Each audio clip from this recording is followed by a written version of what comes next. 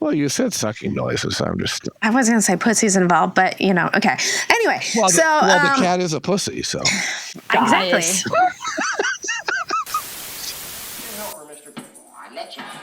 Hey, get in here. Dallas is about to start.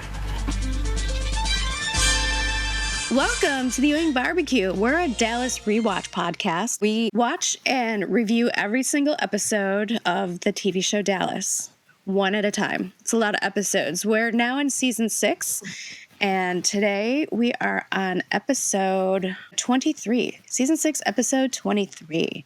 126 of the series. My name is Mary. I'm Josh, y'all. And I'm Melanie, y'all. And Sarah is on her way to Cuba right now to so we just came back from the Hollywood show, and it was super awesome. That was a time. That was cool. Ridiculous. We were supposed to record this episode over a month ago, but then the Hollywood show came up and we just got busy. So Easter Bunny, and then I was at 90s Con, and right. I did the Twin Peaks days, the real Twin Peaks days, and it's just been crazy. Your three girls are ADD, if you didn't know that. So what is time? What is time, honestly? Time is leaping. Yes. And time, as we move into April Stevens month, April, we have, I believe it is the weekend of the 20th. In Dallas is the Yellow Rose Gala that Sherry Wilson is working on. That same weekend in New Jersey, Omri Katz is at HorrorCon with the Hocus Pocus crew. I just learned, Deb Trinelli and Jenna Lee Harrison are at Chiller the last weekend of April. And as of now, Kate Mulgrew, Garnet McGee, is coming to the Boston Fan Expo in June. And I'm hoping to be working there. I applied, and that seems to be a pattern lately. I've heard nothing. It might be a little early in their process for them as well, for maybe. Crew and stuff. But I've gotten addicted to the cons because I just also applied to the Rhode Island Comic Con in the beginning of November. And we're still waiting on certain events that could be happening in the fall. Whoa. Yeah. I mean, we'll see. No. I want to give another shout out because I got along so well with Christine Lakin at the both in California and at the 90s Con for the Keenan and Lakin podcast, where they are a rewatch podcast just like us. They recorded their entire first season of based on Step by Step during the pandemic, and they weren't sure what they were going to do with it, and they've now just released episode 5, and it was all pushed by 90s Con. Cool. So they are out there, and give a shout out and a welcome to our newest rewatch podcast out there. Awesome. And hoping that There's always room for one more. Hoping they'll be giving us some shout outs as well, because we did swap information. Cool. Yeah, that'd be cool. I'm guessing we won't hear it for a while if they recorded their first season 5 years ago. Right. Hey, guys, I don't mean to interrupt. Are either of you drinking? I was just at the fridge, and I was like, wait a minute. Okay, I'm cool. always drinking something. All right. All right, beer back. Yeah. But it's funny because I got back from 90s Con, and I just started season 1 of Step by Step on HBO, or I'm sorry, Max, on Max now. Do 2 episodes, and I'm already almost halfway through season 1. I watched a little bit when it was first on, but that started in 92? Something like that? Nope, 91 right after Patrick literally went from one to the other. The fall after, so 91. So that makes sense because that would have been fall of 91. I was a sophomore, so I would have been watching TV a little bit that year, and then I kind of fell off of watching episodic TV in high school. But when I graduated college, I was living for a while with my brother, and his wife, and they had my nephew who's really little, and I would babysit. And every morning I would get up and babysit Christian and watch Step by Step. And I got really into it. Oh, yeah. And it's funny, he and Omri Katz were the two that jumped into new series immediately after Dallas. Well, Step by because he had Step already set it up beforehand, right? I mean, Right. that's why. And Erie, Indiana. Yeah. No, interesting thing about Step by Step is they didn't want Patrick Duffy at first. They said, oh, he can't do comedy. He's a drama I person. thought that show was made for him. No, they did not want him at first. Oh, because I was understanding that it was part of his contractual thing to come back on Dallas. Yes, he was going to get another show, but it was not originally intended to be that particular show. Okay. So what they had them do is Leonard Katzman sent over the Dallas blooper reel to show that Patrick does have a sense of humor. And that's what brought him in. So that's, And he definitely does. Oh, yeah, he does. He definitely does. So I'm still marveling at Fern Fitzgerald and her craniotomy story. Yeah, why don't you retell that story for people who have not listened to our other episode? Right. I guess she tripped over her dog at the park or something like that, was it? Yeah, she was at the park with her dog. I think her dog maybe saw another dog and started freaking out, and then she tripped and fell. Uh-huh. And bruised her brain? Bruised her brain, and she basically lost track of a month of time and drove herself to the hospital, and which is pretty badass. But It's pretty badass. I did take pleasure in... Yeah, that's what I said, verbatim. I did take pleasure I told Fern Fitzgerald herself it was badass. Continue, I'm sorry. I did take pleasure in doing my Jordan Lee impression for her, of walking in and go, now, Bob. Every time I would come by our table, it would be, now, Bobby. She loved it. Oh, yes. And the month has been, as we said, very busy, and I have a few cast members that are on hold in the bullpen for wanting to do episodes of the podcast. And I said, we'll get That's back to cool. you after Easter. Yeah. So- Yeah, for sure. And if I can, I'm trying to put the feelers out and see if I can find Susan Howard. That'd be cool. That would be cool. No one seems to be in contact with her, huh? There might be someone. I just have to check. Anything for you to report? You want to do our subscribers or? Sure, we could thank our Patreon members, of which we have a couple more since the last time we recorded. A big shout out, thank you to our Patreon members, Brendan Phillick, Captain America, Amy Hara, Carl Reinsch, Rachel Good, Marie Johnson, Michael Ewing, Jason Carter, Jennifer Indelicato, Laura Bernheim, Brad Mulholland, and Anita Wren, and Kristen Carlano. Her birth certificate is old, but she's very young at heart. Alice Herson, Mavis Anderson, turned 95 on March 10th. That's pretty cool. Rosanna Christensen would be 73. Poor thing passed away in 22, maybe, I think it was. Steve Canale celebrated his 78th birthday on March 14th, which is the same day, not year, but Dennis Patrick, who played Von Leland, was born March 14th, 1918. The Duff himself turned 75, Patrick Duffy, on March 17th. And he shares a birthday with Leslie Ann Down, who played Stephanie Rogers, who was 70. Dak Rambo died March 21st, 1994. Kathleen York, born 1961. Lucy was involved with Eddie Cronin, and I believe Kathleen York was the mistress of Eddie Cronin's character. She was born 1961, so she is 63. James L. Brown, who played Sergeant McSween, March 22nd, 1920. So he'd be 104 if he was alive. He'd be very old. Jeff Cooper, who played, I believe it was Dr. Elby, died in 2018 on March 24th. Our own Brenda Strong, we love Brenda. Brenda's a good person. 64, March 25th. And Amy Hara had a birthday on March 25th as well, our subscriber. So shout out to We Amy. met at the Hollywood show. That was pretty cool. Yes.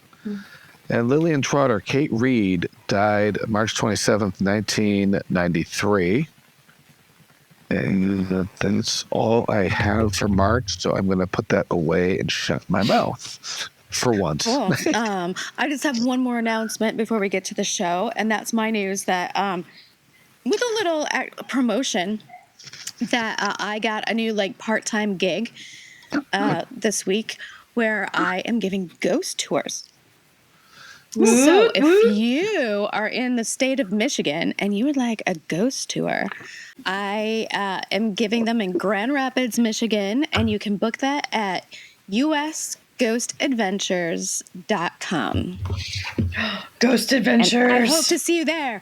And if someone came on my tour and you listen to this podcast, oh my God, message me beforehand so I can make sure I'm working, and I will bring you some sort of gift.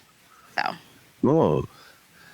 And I am going to continue beating on the door in Salem, Massachusetts. I put in for one ghost tour job, and they moved on without a reply. So I'm going to move on to look at others. But it's been so busy lately, I am not pressed on it yet. Mary, did anything ever come of the Hollywood Reporter article? No, I literally cannot. I haven't seen anything.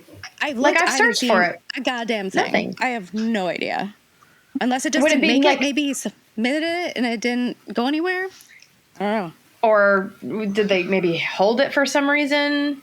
Or maybe it wasn't really from the Hollywood Reporter. I don't know. I have no idea. No, I recognize the guy's name. Oh, okay. He had credentials as press when because he talked to Deb Bernard. Gotcha. Yeah. I haven't heard anything. Speaking of Hollywood, Barbara Eden, I should mention, will be at the Hollywood show at the beginning of June. June 7th. She's an absolute delight. How she often is. do they have the Hollywood show?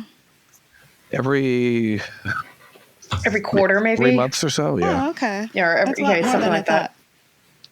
Our interview with the 3Ds has 601 views in 10 days. And our Dallas panel from the Hollywood show is up to 12,000 views. Cool. That's pretty awesome. In 3 weeks. So. Cool. And also go check out Deb Bernard and Al Sapienza's After the Barbecue episode. They are fun. Yes, they sound so good together. We got a little impromptu concert. A little performance of "You Don't Bring Me Flowers." It was cute. I've posted up. Give them a little shout out, some publicity. Did you guys see the announcement that Priscilla Presley had to make? No. She had to make a statement because yes.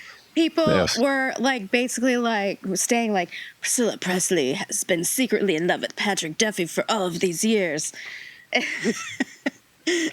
And then she finally saw him again at the Hollywood show. And I was like, that would be amazing, but I don't think. And she was just like, yeah, that's not a thing.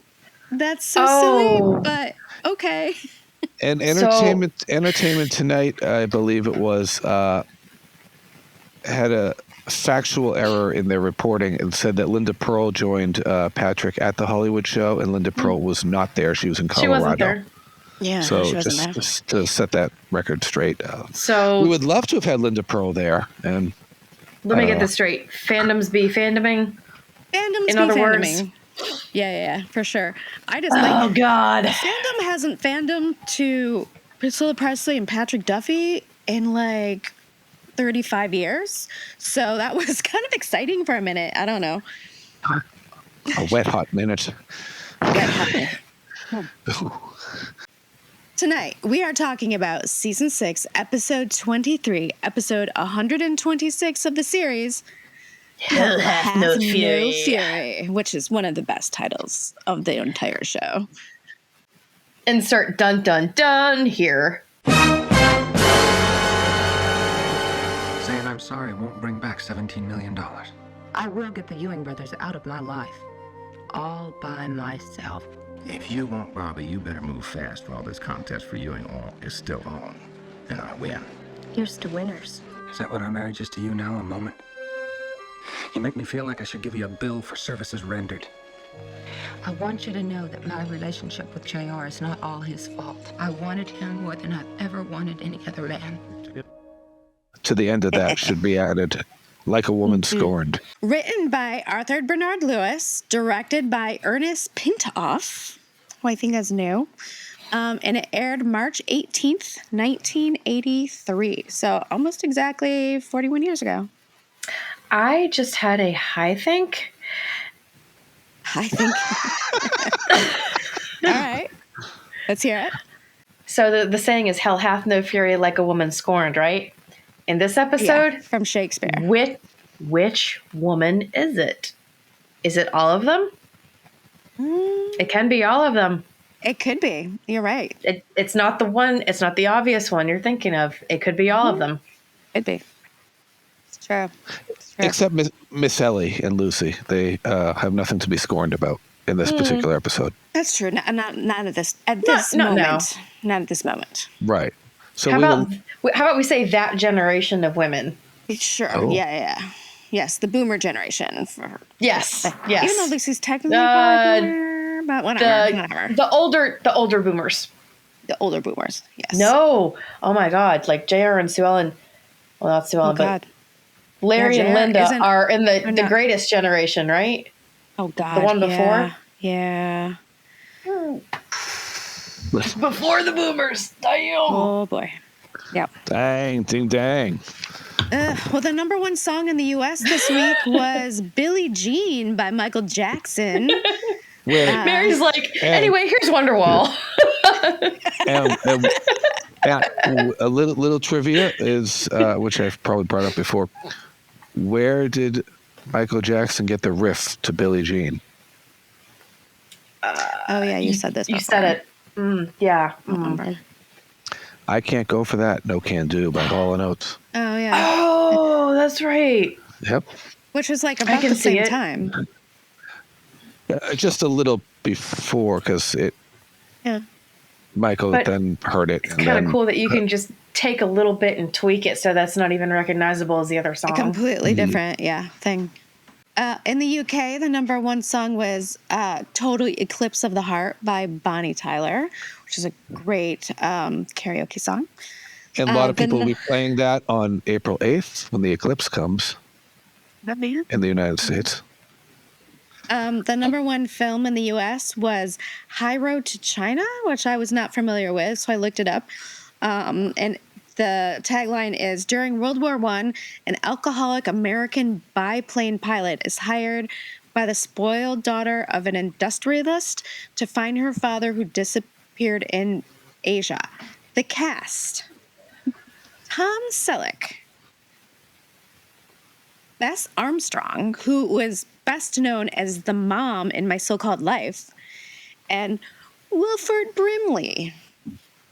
Diabetes. Diabetes, yeah.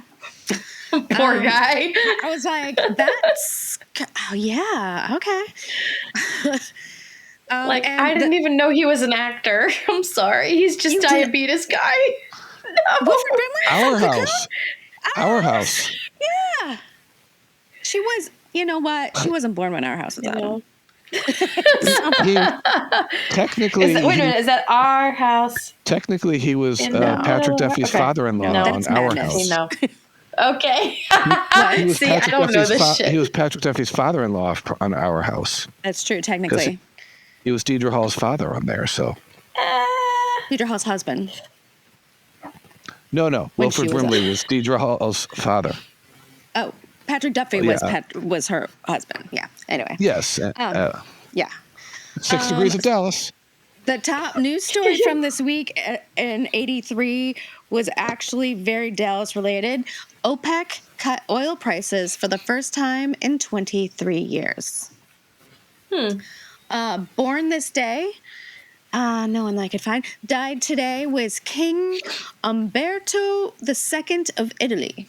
He had been born in 1904. And on Dallas. And on Dallas, this episode finished at number 3 for the week. And let's see what that compared to from the previous episode. It had fallen 2 slots from number 1. Let's see here. You mentioned Ernest Pintoff, and he was a director who was an animator who made several animated shorts in the late 50s and early 60s. Not sure how he got a job directing Dallas. Cast note, John Anderson, who starred in the TV series The Life and Legend of Wyatt Earp and the miniseries Rich Man, Poor Man Book 2, and Backstairs at the White House, in which he played FDR. He later returned to Dallas as Dr. Stiles, Kimberly Kreider's father. Anderson died of a heart attack in 1992 at the age of 69. 1983, when Sue Ellen was having marital problems, Linda was going through a divorce herself. She got through it in part because of Larry and Mai. They practically adopted her as their daughter after the divorce and took her on trips to Europe and found her house in Malibu so she wouldn't be alone, and even played the welcome wagon lady with balloons, champagne, and a machine filled with bubbles for her house. Yeah, that's all I could go on. There's a long story about that, but I will just say that Linda and Sue Ellen were going to go through marital problems at the same time. Enough said. I'm sorry. That's not funny. I'm laughing at something How insensitive of you. I'll send it to you guys. Okay. All right, we open on, excuse me, let me try that again. We open on South Fork. Teresa With the horses. is giving coffee to JR, his newspaper. Another prop that we would like Carrie to get for us, the newspaper. Mm-hmm. Carrie, he's, just for those who missed it before, Carrie is the prop guy who we met at the Hollywood show, who claims he has like a whole garage full of props. So we watched this episode like a month ago initially, thinking we were going to record. And I wrote down something about, first off, the Amazon episode description. No, they aren't victims. No way. And I want to know what I meant by that. I think it had to do, I think the episode description called like Bobby and JR victims of something. And I was like, no, they're not. They're victims of their own stubbornness in this fight for Ewing oil. Basically, but I bet if you go pull up the Amazon Prime or the Freevee episode description, it would say something about them as victims. And I was like, I call bullshit. And sadly, they shouldn't be calling it Freevee anymore because they're going to start doing commercials. Oh. Doesn't Freevee already do commercials? That's what their thing. Freevee, I don't know. That's their whole thing is you can watch it free because there's commercials.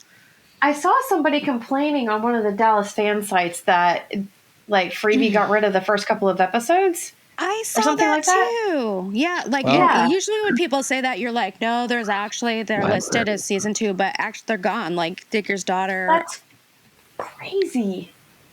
Well, that's not the only thing that's screwed up because they dropped Falcon Crest entirely. Ugh. Oh, and I was 8 episodes from finishing the whole series. So that makes more sense because they might have lost the licensing for that, but for like dropping just like 5 episodes, that's totally random. Actually, no, they do have the first 3 seasons of Falcon Crest, but the rest are non-existent, which is bizarre. Yep. Okay, so I've got it. The episode description says, aha, JR and Bobby are both victims when Holly and Catherine plot to spoil their marriages for different reasons. And I'm like, nah, you're not victims. Who wrote this? Come on. Boo! Did JR write that? Because, okay. Do we have a wah wah or?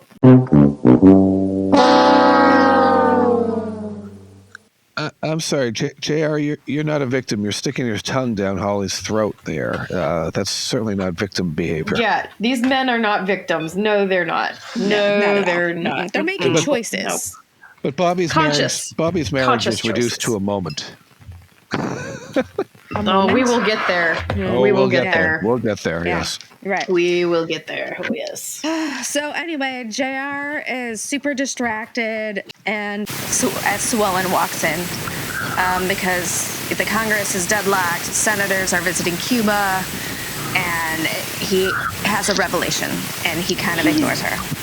He's being so fucking weird, too. And she knows something's up, because he's like, hey, you think Bobby would like some cigars? And she's like, What are you even talking about? Right. like, whatever, you stupid asshole. Okay, like, you know, and he's just all shit-eating grin, JR. Because he calls Senator McIntyre to meet him at 10 a.m. at the office. And, For a consultation. right. Yep. Basically, JR's like, internal dialogue. I need to get the freaking hell into Cuba and get my freaking oil out of there. Get my money. Freaking Or, yeah. oil. Get my money for my freaking oil. And then JR leaves South Fork as Bobby's coming down the stairs at South Fork. He calls Phyllis to let her know that he is running late. That phone seems to be popular at the beginning of this episode. Busy phone It should get billing in the credits. And she said that Thornton McLeish won't be able to meet him till like 7 p.m., which Bobby thinks is late. And P.S. Holly's been looking for you. So he'll go over there. And behind Phyllis, you can see some men waiting in the foyer of the office area, the outer office. Mm-hmm. And it's probably, as we go into JR's meeting with Richard McIntyre, it's probably his security detail. Because he's a retired Right. U.S. something or other. It Ambassador, doesn't I say believe, exactly. Yeah, I don't think it says exactly, but he seems important. He lasted through 3 presidents, we find out, but he's now retired. Right. And he's going to look into getting JR into Cuba on goodwill. Yep. He said he has some advice. He's like, you got to have something that has a federal interest reason to go. Like, you can't just go fishing. Like, there's like got to be like a federal reason that you're going. But he thinks he can help him. Well, if I go in to get my money, then you can take taxes out of it, and that would benefit the government, wouldn't it? If he pays his taxes. Right. Then we cut to Holly's office. And The blue wallpaper is very tacky. I'm just saying. girl is pissed. Oh, yeah. She's not having any of it. She's right to be pissed. She's super pissed. And she's just like, I want you to close the she's door justified. because I don't want the whole office to hear me yelling at you because you just fucked my company. And he's like, what are you even talking about? And like, does Bobby really not know what she's talking about? Because like, She is he mentions the just dumb? 17 million. Yes, Right. big stupid boy. That's I've said that about Bobby a couple of times in this He's episode. just so Yes. he's cute and so Big dumb. boy. And she's like, what are you talking? And she's like, the deal. And he's like, oh, I'm sorry. Did you do that after I told you not to? I'm like, yeah, Bobby. People do things that you don't like. Suck it. And then he's like, I told you so. I'm like, it doesn't help at this moment. No, it doesn't. And Holly's right to be pissed. Yeah. Yeah, And he if- swears that he didn't know she was involved. And then she's like, would it have made a difference if you did? And he's like, yeah, I don't know. Probably not. He's got to protect. Bobby's just like, He's got to keep Ewing Oil's ass out of jail because if the government finds out, they shut them down, they throw them in jail for going to an embargo country. So there's a lot on the line here. Right. And she's like, I need to get the both of you Ewing boys out of my life. For good.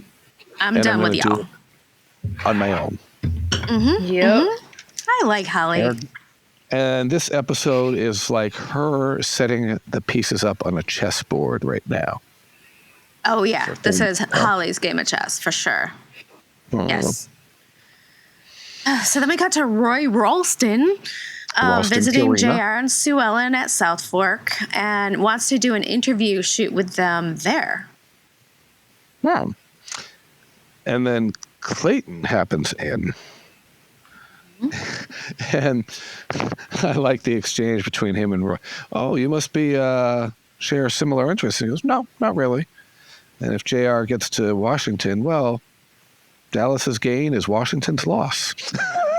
I love Clayton. He's just like, yeah, I hate you. And then he's there. He says, oh, yeah. And he's like, what are you doing here? He's like, oh, I'm here to take your mom out for dinner. And JR's like, what? Excuse me? Like he's sticking him with a fork. Your mama is coming with me, boy. Yeah. And Ellie, apparently, I would like to have seen what her chat with Roy Ralston was about previously, because she mentions that it was nice talking to you earlier, Roy. Oh, yeah. Or Mr. Ralston. I'm sure. I mean, with Ellie, she's good for just regular chit chat. Mm-hmm. So JR says that he wants to get on Roy's show ASAP. And he's like, and when we do, let's talk about other topics other than just oil. Like, I think that might be good to, set me up as, a candidate. Yeah, and I can open more doors to, say... Cuba? Going to Cuba? Cuba, where he will have the mojitos, which are nasty. Have you ever had a mojito? I think I might. Does that have tequila? It's no, it's rum? it's not tequila. It's rum. I like rum drinks. I don't like tequila drinks. But it's mint and lime, which to me tastes like drinking I orange have juice. had a mojito. My brother has made those for me in the summer. I actually really like those. Those are pretty good. White he uses rum, sugar. Okay. With real mint from his garden. It's really good in the summer. I think to me, it tasted like drinking orange juice after brushing your teeth, which is nasty. You don't mix mint and citrus, in my opinion, but that's me. To each their own. I don't know. I've had a lemon mint tea before. I liked that. Mm. So then we got to Lucy. She's modeling with Annie for some shampoo. And, they make a great team. At least she's not wearing some of those outfits that she had. No, she looked way better. Yeah. Which it was either somebody or Charlene pulled up the picture, may have been Mario or somebody, that pulled up the picture of Charlene in that Zorro hat. So bad. And she's like, "Oh so my bad. God, what the hell did they have me wearing?" She said. Right. Well, And of things that Lucy would be a really good model for, shampoo seems like the right thing because her hair is just amazing. So it seems right on the money. her hair is spot on. So then Mickey shows up after they're done. He's dressed nice. He's got a blazer He's dressed on. nice, and they seem so happy to see each other. Like it.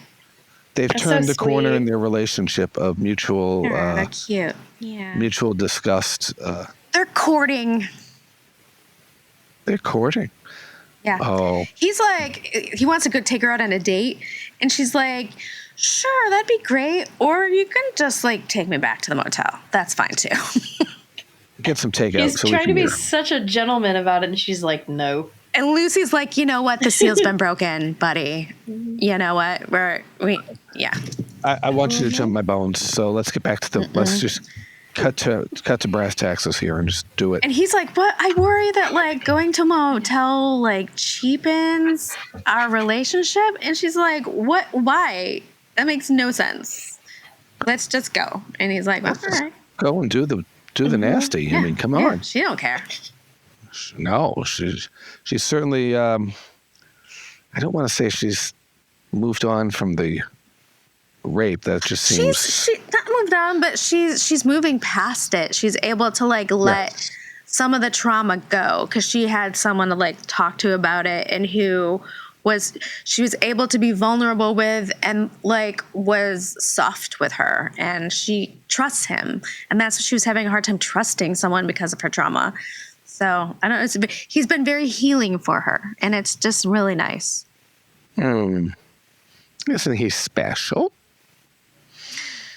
And then we cut to Thornton McLeish, who basically explains like Canadian snow to Bobby. It's like, there's snow. White It's cold. And it's cold. And it's like and you can't predict it. What is it, like negative 100 or something? And he's basically like, we're having a storm that's every like several years, and we had it last year, so we didn't expect it this year, but when nature's gonna nature, and here we are. By the way, I looked up the actual weather in Canada for the winter of 82-83, and it was an unseasonably warm winter in Canada that year. Just FYI.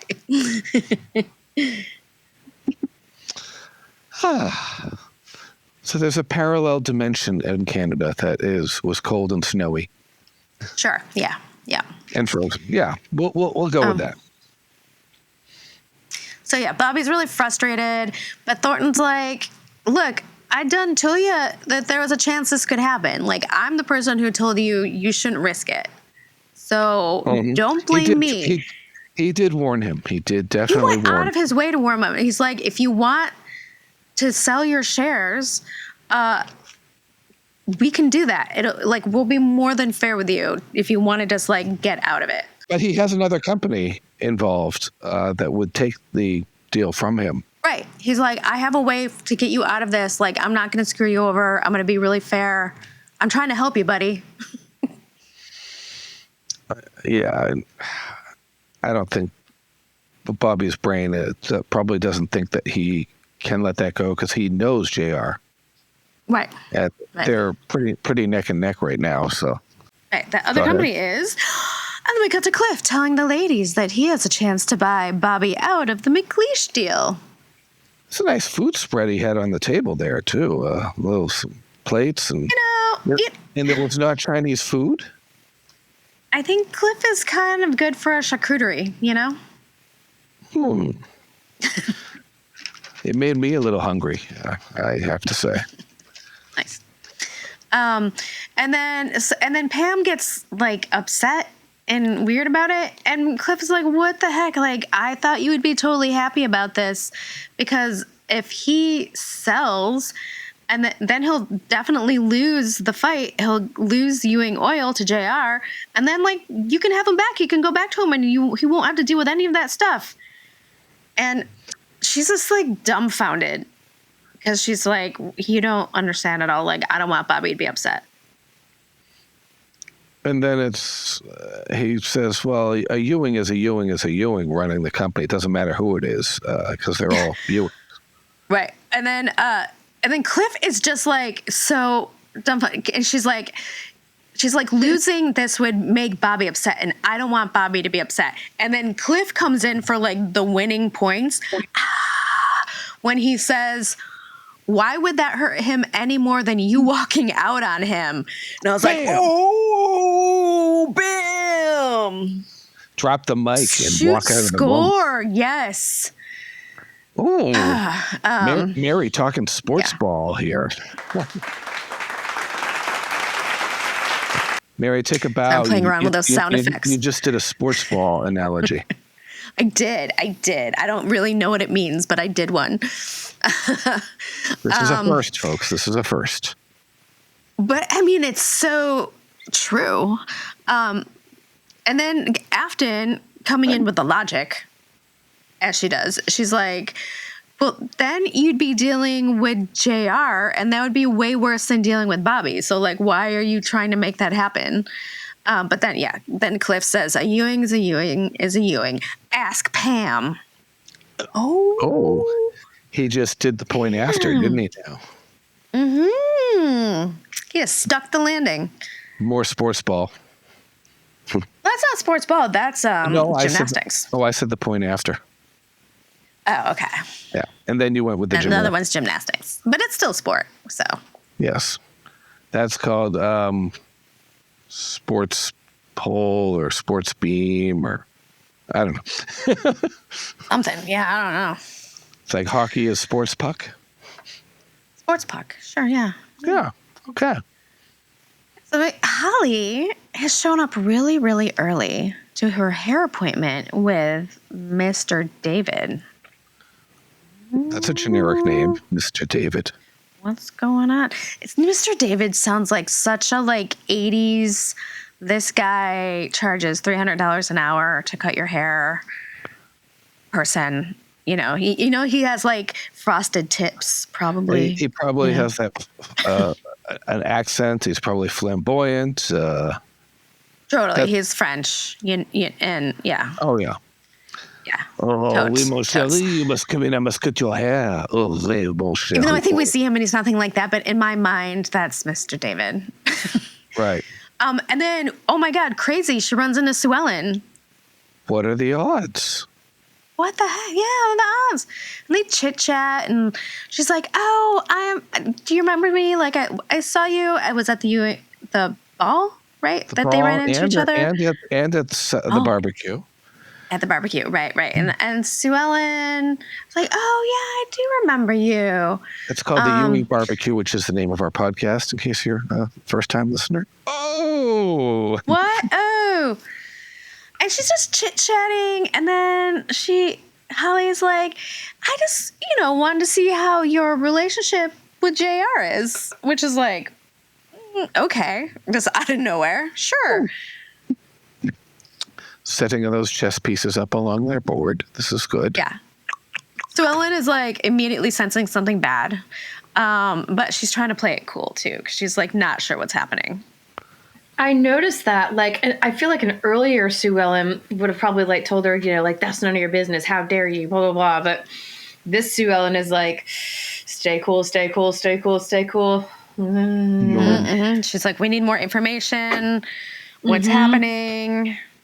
Something's going on here. What? Why is she probing? But I'm glad she's thinking logically right now, but she needs to work on her reaction and coping skills. Swellen? Yes. Oh. Because talking about supportive wives and fidelity is a red flag. Mm-hmm. Someone you met randomly twice and you've been talking to for less than a minute, and then they're just immediately, so how's your marriage? I feel like Holly has to work on her subtleties when she's trying to work this. No. Then she has She's not subtle at all. She has terrible timing. She does.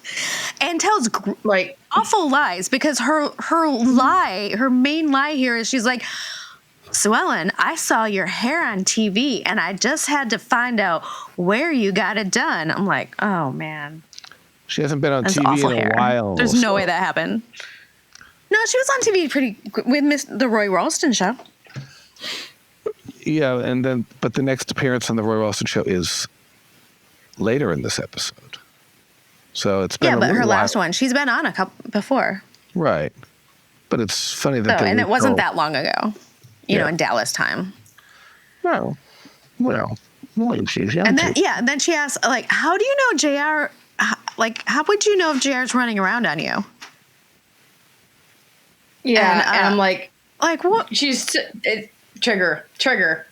Right. She's so triggered. Yeah. What? And at the same time, she's triggered, but she's also what the fuck? If I were Sue Ellen, I'd be like, who is this woman and what is she about? What is her motive? Yeah. Exactly. Okay, suppose it is true, but what the fuck is going on? Yeah. And why tell me? Why tell me now? Why tell me here? What are you doing? Exactly. Take the gloves off and spill the tea right now. Yeah. Mm-hmm. And so, but Sue Ellen decides to be a little honest with her. It's this is about more than an affair. Right. Sue Ellen's it has to be. It's not a simple affair. Right. She's like, if he wouldn't do that, because if he did do that, he knows that it would cost him his wife and his son, and, file that away. And then Sue Ellen just seems baffled by Holly's audacity, and me too, kind of. Well, Holly likes that information. Ooh, this might cost him his wife. Son. Oh, Holly gives no fucks anymore. No, Fox. No, she really doesn't. No fucks given. Nope. Oh. Yeah, Yep. she's lost $17 million. Her company is being held hostage by this man, and she wants the Ewing brothers out of her life. So she will do what she needs to do to get them gone. Yep. And she can't go sleep with Bobby because Bobby's already separated from Pam right now, so that's not going to help. So she's got to go for JR. Right. Yeah. No, that's totally the way to go. Yeah. Speaking of JR, he's meeting Catherine for lunch at someplace super tucked away. I like how they go from Mr. Davids to a shot of Catherine with her hair in that. She did up her hair all nice, so it wasn't all about the hair. Catherine always has crazy stuff with her hair. She has a lot of hair. Yeah. But it was a nice transition from the hairdresser to her hair. Mm-hmm. A lot of plants in that restaurant. Yeah, there are a lot of plants. She gives him the info about Cliff and the McLeish deal. And she says she's sad to see that Bobby has to lose and stuff. And then JR just cuts through her bullshit. He's just like, if you want Bobby, you better swoop in fast while the contest is still on. And she's like, what are you even talking? What? And he's like, you heard me. If you want him, you swoop in before. Just saying.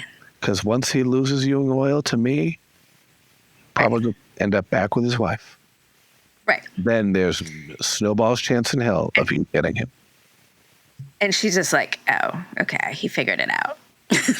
Like, yeah, come, Catherine, it wasn't hard. Cutting through those crazy eyes. Yeah.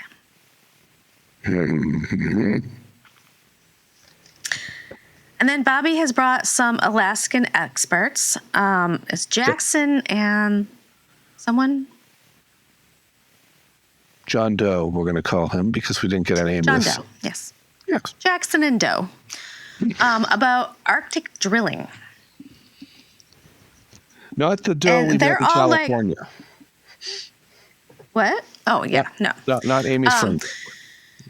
And the experts are like, sometimes there's nothing you can do because it's literally snow and ice. That's how it is. What it is, man. And Bobby will not hear of it. Ice, baby. Dun, dun, dun, dun, dun, dun. Not dun, dun, dun, dun, dun, dun, but dun, dun, dun, dun, dun, dun. Under pressure. And Bobby is under pressure. All the pressure. Because you cannot handle pressure.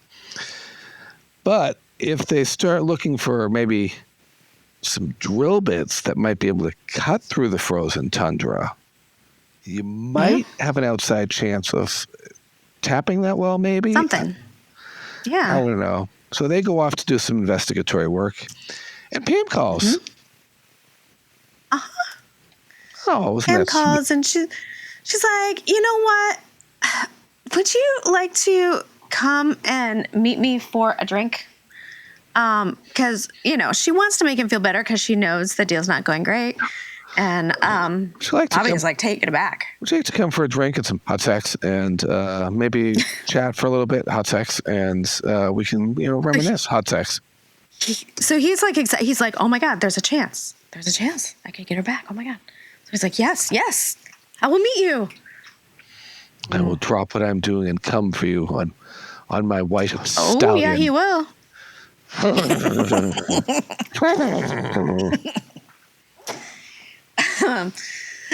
So then we got to Holly visiting volleyball.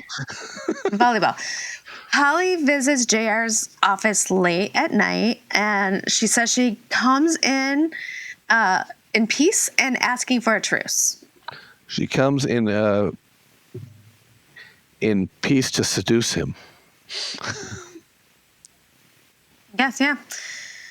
She says she can understand why. She thinks he should understand why she was angry. But she's cooled down now and realized he lost just as much as her, and the only way to get it back is to be on his good side. Personal and professional. Well played, Holly. Yes. She's moving those pieces around the board. This is good. Okay. Is she setting up the Queen's Gambit? And she's literally like, because by this point she knows JR, and so she's like, all right, I'm just going to play to him.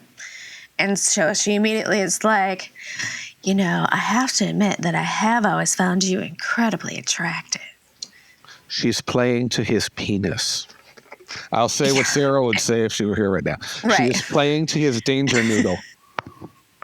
And he's like, well, I admire your taste. I'm like, oh, Jesus Christ, JR. And then she kisses him. I'm like, girl, and the Oscar goes to Holly Harwood. I know. I'm like, JR, you know, you should be suspicious too. Like, the sudden change. He should be more suspicious than he is.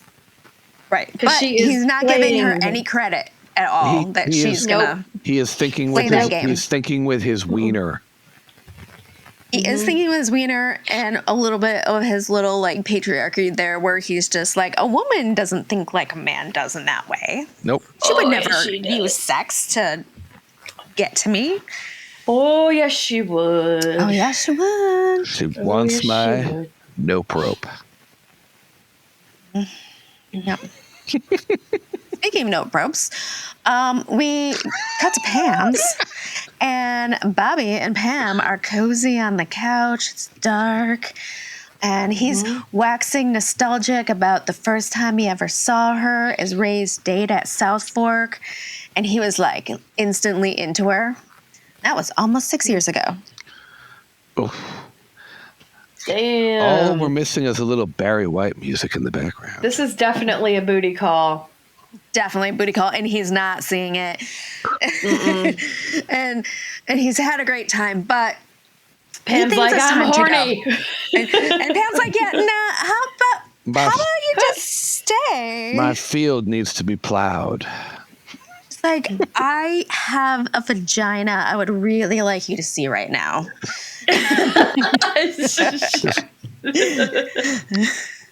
No lies detected.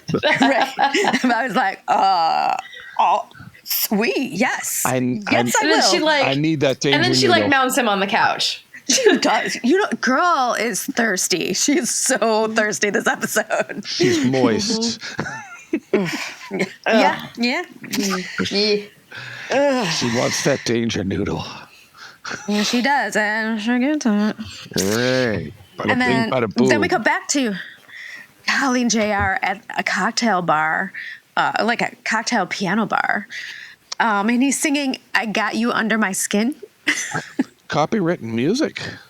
Oh. Yeah. Crazy. Yeah. And we find out that this place is right by Holly's apartment. The place is called Cocktails. Ooh. Yeah, cocktails. But she won't sleep with Yeah, him until the time is right. Yeah, and he's hoping to get some tail out of it. A little tail, yeah, exactly. And she's like, look, I am going to be ready to get there soon, but I'm not quite ready yet. And I feel like, was this her basically like being like, I'm on my period, so we gotta wait or something? I don't know. Oh, that would have been an interesting More time storyline to later think. on, that Holly returned years later with JR's love child. God. I mean, honestly, you could just, you could throw a stone and hit someone who probably had JR's love child. Maybe Julie Gray had a secret love child that was hidden somewhere. You never know. Maybe Veronica Hamill had JR's love child. That was insinuated. But she says she's not ready yet, but soon. And, JR loves that shit because he loves to be made to wait. Like, that is such a turn on for him. While you're waiting, I'm just going to leave a little lipstick on your collar. The next day, we totally get side boob. Yep. Which surprised me. That is some serious side boob for 1983. Pam is in bed, obviously naked, covered with a sheet, Side and looks boobing. very Side boobing. content. Very content. Yep. Her field has And Bobby's like, been plowed. Yes, it has. Well, Maybe more you than can tell once. it's been well. Maybe more than once Yeah. that night. For sure. and Bobby's all like, yeah, so So we're back together. They're back together. I'm going to have some of the boys come up from South Fork and pack up your shit. Now, who does that sound like? It sounds like JR. Some of the good old boys. I'm surprised you And didn't Pam say is good like- old boys. Pam is like, no. And Bobby's Yeah. like, what? And she's like, I'm not moving home. Like, and he's like, what about last night? And she's like, that was just a moment. And he was like, Yeah, what? sex is sex. And he was just like, what? He's like, I feel used. I feel like okay, I should I'm gonna submit a leave. bill for services rendered. Right. And, well, And as he goes to leave, who's at the door? Porn stash. oof. Timing. The timing. Oh, my God. Couldn't be worse You can or s- better. You can probably see the scabies in his mustache. Just storms off. The little so crabs all in his mustache, up in his. Great. Oh, God. Well, facial hair has more microbes on it than a toilet seat, so. Okay, moving on. JR shows up at Walt's with McSween. And Walt is, still a little salty about JR leaving him to rot in jail. Just a little. And, taking everything away that was ever good in his life. Life, job, As he might be. income, career, reputation. You've destroyed me, JR. He looks And- like hell. He does. He lunges for looks JR, cray. and McSween lays him out with bam. Ooh. He wants his Cuba contact, but yeah, he's gone. And Jared's like, you know what? We're going to have to find another way because he is too far gone. Mm-hmm. Not wrong. I love that McSween just bam right in the backside there. Bam. So then Ray and Donna are entertaining a really sad Eeyore Bobby. It was just like- I just had a booty call. Oh my I god! thought we were back together. God, he sounds like me, like in college, getting broken up with for the first time. Like I thought it means we were back together. Jesus, Bobby. Take these broken wings and learn to fly again, Bobby. So then he tells him about the problem in Canada. He's like, so there's this snow in Canada, and I guess it's like cold. What? But what about Alaska? Doesn't make any sense. Right. And then Ray was like, okay, you know what? Here, I have 10 million just sitting around that I don't know what to do with because I'm Ray. How about I help you bring in that well with that money? And he's like, no. That's your money. I couldn't ask you. And he's just like, but I literally would do it because I want to help you. And he's like, what I need hasn't been invented yet. Wah. So, I do love this friendship, brotherhood, I do like that whatever. yeah.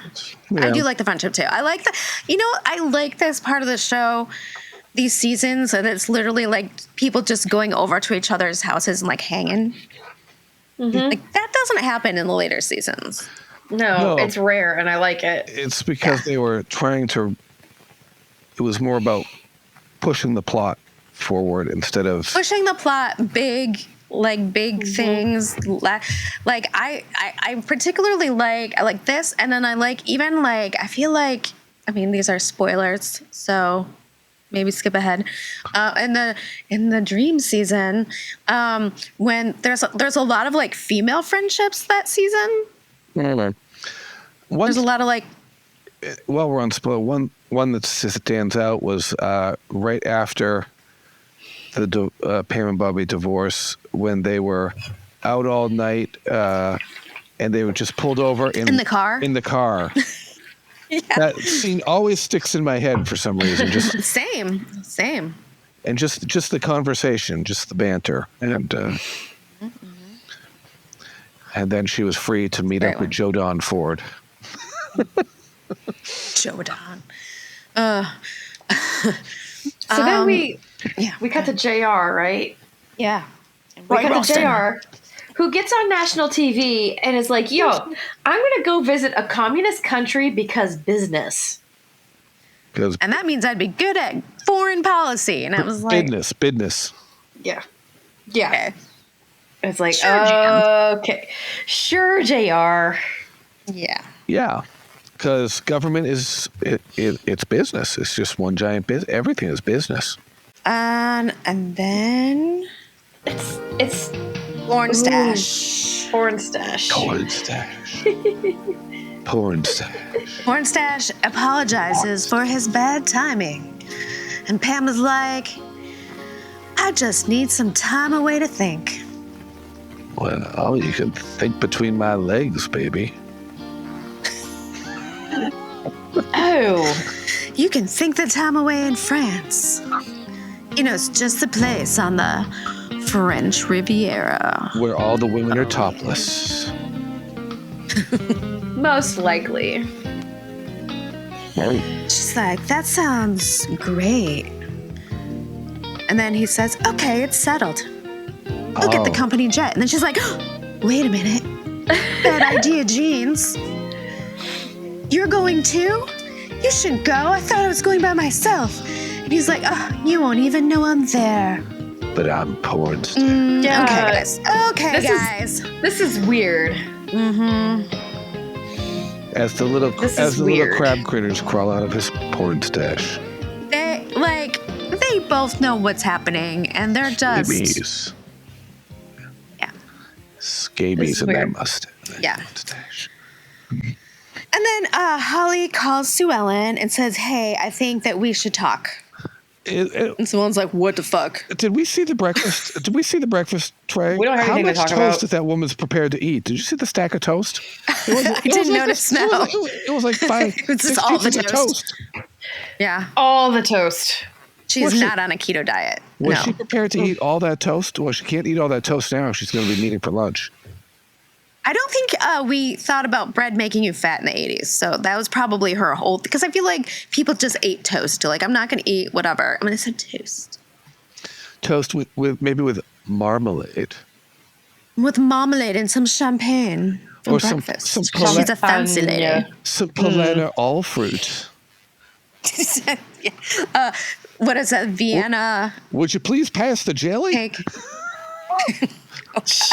You remember those commercials? I do remember those commercials. I did not till this moment. What the hell?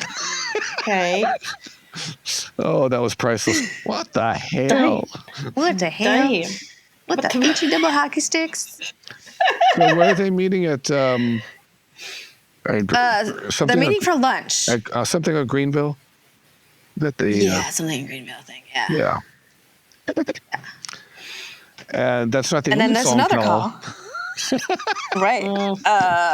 Catherine calls Bobby. Oh, no. She's in distress. Like, can you come over? Something's wrong. And he's like, oh, okay. Something's wrong. And it's that you're not in my bed, and you're still married, and I need to push you to divorce. Catherine. I guess I gotta give her her she's going for it. It's what she wants. She's giving it the old college try. JR told her to go for it now, because once that contest is over, she's done. That's it. Restaurant. Holly's had an attack of conscience, she says. Oh my. No, it's just a question. Oh, have you? She's just like, just loves JR and she wanted him more than any other man ever. But she doesn't want to come between a husband and a wife. You're a liar. Boy. Let's see. Denial. Denial. You're a liar, but you can tell by her face that she's like, oh shit. Mm-hmm. Denial ain't just a river in Egypt. It's so sad. It is. Really, if you think I'm a liar, ask him where he was the other night. And there's lipstick on. He was wearing a white shirt. Well, most people wear white shirts, you dumbass. But not everybody has lipstick on the collar if you're a dude. Yeah. Unless you're playing around. Right. Yeah, that was that old. And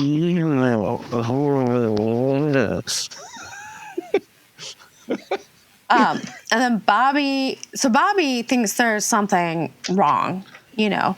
So he literally rushes over to Pam's to see like what's wrong with Catherine. And then she just, when he gets there, she's like, oh, you're here. You know, I was just so worried about you. I'm like, okay. Fight. And she's like, you know, because I heard about Canada. And, you know, the fact that, like, Pam left. You know, whoa. Pornstar. Whoa. Pam left? And he's like, where did Pam go? And she's like, what? And she's like, I want to help with Ewing Oil, even if I can't help with Pam, because I'd do anything for you because we're family. Oh, that just makes it worse. Well, God. So much that. Wow. That's so much, so cringe. He's just Johnny so on the cringe. spot, isn't he? Yeah. Yeah. No, he's. And I would like to say He's penis on the Pam is what he is. This is my outfit of the episode, the one that Catherine's wearing here. She's wearing bright red pants, a white ruffly shirt, black ginormous bow tie, and a burgundy print smoking jacket with dark blue trim and black heels. The budget. Who made this choice? The budget has come a long way since 1978, hasn't it? Yes, and is a choice. So I'm saying. Interesting. There are choices. There are choices. And Sue Ellen is faced with a choice as she's eyeing a booze in the living room. While JR is on the phone with Richard McIntyre. Because, you know, she can't help but, like, wonder if that's really happening. And then JR just comes in and he's excited and tells her they might be able to go to Cuba. And she can't. She's just like, where were you night before last? Well, and he's like, what? He was with Fred Hughes and Bill Cantrell. Good old boys. Good old boys. And Fred Hughes, I believe, was a name that was recycled later in the series. Oh, really? Spoiler alert. He's probably some random person who worked on the set, as we found out it was a thing. Right. Spoiler alert. He was Carter McKay's henchman during the Range War. Oh, that's right. Because here's this we found. I didn't know this before we were in the Hollywood show, that all of the secretaries were named after secretaries at, was it Lorimar? Yes. Phyllis Wapner, Luella Lee Carraway. Yeah. I didn't know that, and I thought that was pretty cool. So. Yep. Yeah. And then he's like, I'm late for a meeting now, so I gotta go. And she's just like, oh God. Oh man. Don't go there, Sue Ellen. Don't go. She goes right upstairs to look. So she finally is like, I have to know. And so she goes into the laundry, she grabs the shirt, and there's lipstick. Dun dun dun. And yeah, this sucks. You just see her walls crumbling down around her. You do. Everything just crumbles. Yeah. And this that part is sucks. freeze frame. And it is on Sue Ellen, so we drink twice. And all I can think of when the walls come crumbling down is that John Mellencamp song. The walls come crumbling down. The walls come tumbling down. So I give this one 4.5 bourbons, and some Pam side boob. Side boob. Oh. I give this 1 star plus 3.5, which makes 4.5. And I give it McSween's chop to the back to lay out. Oh yeah, Walt nice. Driscoll. Yeah, his little like Because we have fancy move. We had stuff going on in this episode.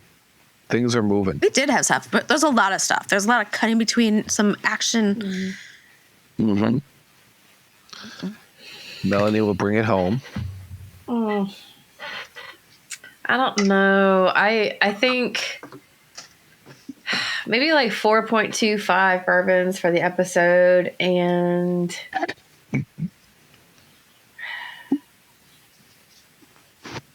I want to buy Walt Driscoll a drink because he looks like hell. Oh, poor Walt Driscoll. Seriously. I know. Yeah. Oh Ruined. God. Yeah, ruined. Poor guy. Ruined. So the next walls crumbled episode down, is they're crumbling like a cookie. This next episode is season 6, episode 24, episode 127 of the series, Cuba Libre. Which aired March 25th, 1983. The birthday of Brenda Strong, Amy Hara, Marcia Cross, and Elton John. Thank you for joining us. No, but you should check out our website, ewingbbq.com, for all things Ewing BBQ. Order some merchandise and help fund us. Yeah, or we have been selling stuff, actually. We've been getting some orders. So And that's I'm been sure pretty good. We after the ordered Hollywood stickers show, the other day. I was really excited. I'm sure after the Hollywood That's show, we awesome. saw a little uptick in our. Yeah, I'm gonna have to check that. I'm hoping if you found us from the Hollywood show, send us a message and let us know that you have Yes, listened. please do. And if we met you there or something, like, yeah, we'll give you a shout out. Just send us a message at theewingbbq@gmail.com, or just contact us through our website, ewingbbq.com. And There were check out our Patreon. There were 25 people in a room that knew who we were after the Hollywood show. 25 members. Yeah. They literally were like clapping. Oh, It was wow. crazy. Yeah. The cast. Yeah. It was bananas. I was oblivious to that. I will never live that down, how I had no fucking Somebody clue. pointed out that photo, with the enormity of the size and scope, and I was showing that photo off at photo ops at the 90s con, and they were God, how'd they fit that many people into an area? But it reminded me of the old Hollywood studios shoots when they had all those cast members in a room, and it looked like a giant chorus. And they used to take those photos. It was that They big. used to do that for like soap operas and stuff too. They would have like, here's the whole cast. I had one of those Life magazine books with a picture from, I think, MGM from the 1940s, like that, a full color picture, because Lucille cool. Ball was in it. Yeah, but it was way before I Love Lucy, and she had the red hair. And all you Star Cool. Trek fans out there, there are a lot of crossover between Dallas and Star Trek and actors. Your show would not have existed without Lucille Ball. Right. Star Trek and Mission Impossible. Yep. So suck it. She is the first lady of space. I don't think anyone's really, maybe there's anti-Lucille Ball people, but, you know, I don't know. It's Yeah, that thing. there are. Trust me, fandom's gonna Really? fandom. That's Yeah. true. Fandom is Oh, yeah. always gonna fandom. Oh, boy. yeah. And Priscilla and Patrick are not a couple. Okay, there's no. If only. That would be amazing. By the way, I went to see her separately. The week after we got back from the Hollywood show, she was in Detroit doing one of her conversations with Priscilla Presley. And it was really, really cool. She really, I think I saw a different side of Priscilla than I normally have, I guess. And she was basically like, you guys can ask me anything you want. I don't care. I'll tell you anything you want to know. I don't care anymore. Wow. And so somebody asked her about Michael Jackson. And As her son-in-law? and she was like, I was against it from the start. She's like, I have nothing against Michael Jackson as like a performer. I think he was great and all that. She's like, but I see it from a mother's standpoint. And when Lisa told me that they were dating, I told her, he's using you. And she's like, and I was right. Oh, I like how Priscilla just doesn't give a fuck anymore. She really does. She's just like, whatever. Like, she doesn't have PR people in there going, no, or anything like that. It's just literally her. She being like, bring it. Awesome. I don't care. And somebody asked her if she was at all like Jenna Wade, like if she ever saw parallels between her life and the character Jenna Wade. And she was like, Jenna? No. She's like, not at all. She's like, I love Jenna. I really enjoyed being Jenna. She's like, but Jenna honestly lived a really boring life, mostly compared to mine. Like, that's awesome. Yeah, so boring. Well, she, goes to jail. Thank you very much. Like, did you say she's writing another book? Damn, Scylla. Yes. And she said she's writing a second book about the second part of her life. So that's totally going to include Dallas. And I am so excited. Yay. I missed the opportunity to see her in Connecticut. It would have just been too much. I needed to work that day anyway. So it was just, and with all the traveling between there and 90s Con, I had just been in Connecticut. And I actually was like, kind of like, I wish I hadn't bought these tickets because I had to drive across the state to go see her. And I was like, ugh, I'm so tired. I was just gone for 2 weeks. But I'm really glad I did go because it was really cool. And someone asked her what she wants to be remembered for.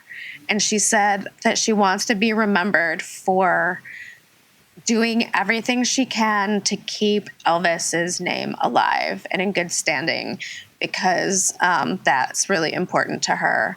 And I was like, oh, that's really sweet. And she's like, look, I'm an Elvis fan just like you. So. And Priscilla, if you're listening, Charlene wants you to bring that show back to Nashville so she can see it, as she mentioned during the panel. I mean, honestly, Priscilla, I feel like, and this happens so often. She really, really loved him, but she just couldn't take it anymore. Well, that's exactly, she said that because someone said something about like, oh, no way. Someone said, Some women reach their breaking point and leave. I really admire you for being able to like leave Elvis Presley. Like he was one of the biggest like stars in the country. Like you on your own didn't have much. And she was like, look, to be honest, like I never thought of it that way. Like that. Leaving Elvis Presley was never like in my mind. She's like, I left my husband. She was leaving her husband. Yeah. She's like, I left my husband. She's like, I loved him. I never stopped loving him. She's like, but I couldn't take it anymore. I was a mother. I had to concentrate on that. And she's basically she didn't get saying, remarried until long after she never got remarried. And she said that she never got remarried.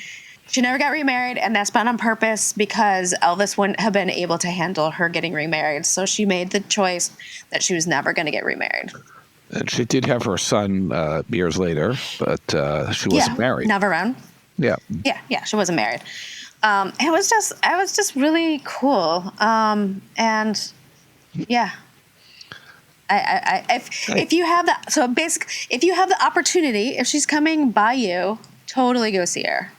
I hope she does loop back around and hits Boston itself because it was just a matter of bad timing. I would like to. Yeah. And before we go, just a shameless promotion that reminder that we are completely self-funded. We are not on a network. We do not have, at least yet, after 5 years, any sponsors. So we are operating completely off of the love and support of our listeners. If you would like to, that's all of you. Thank you so much. And if you feel that you would like to, and you're able to support us in any way, you can do that by becoming a Patreon supporter. And we try to give back to our Patreon supporters by adding extra content. And if you don't have the funds right now, like don't worry about it. But it's something you can do completely for free that honestly, I know every podcast asks this of you, but it really does make a difference by giving us a 5-star review on Apple Podcasts. And even like mostly if it's a review with like some words being like, I don't know, they're super cool, whatever, doesn't matter. Great episode, yeah. Something Great simple. episode, yeah. That really, really, really helps us with the stupid algorithms. So if you could consider that, that would be amazing. But until then, we will see you. Bye. Y'all come back now, you hear? Peace out, guys. Peace out. Yeah.